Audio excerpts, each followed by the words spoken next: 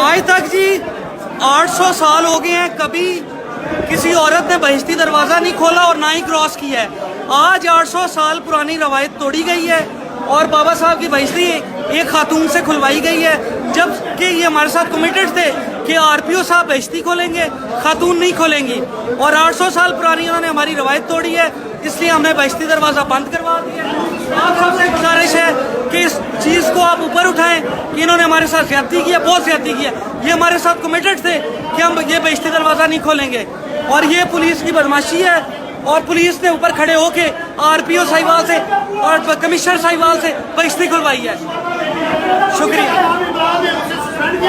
मैं बाहर हो जाओ यार,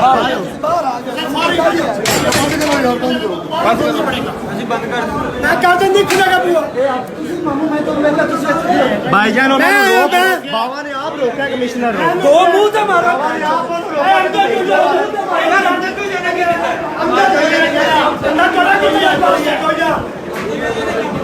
आप ये देख सक रहे हैं कि दीवान फैमिली के सारे लोग यहाँ पे जमा हैं और ये जो हमारे साथ ज्यादती की गई है, इसका हम चाहेंगे इमरान खान साहब खुद नोटिस लें। ये क्यों है? बाबा साहब की 8 साल रवायत क्यों तोड़ी गई है?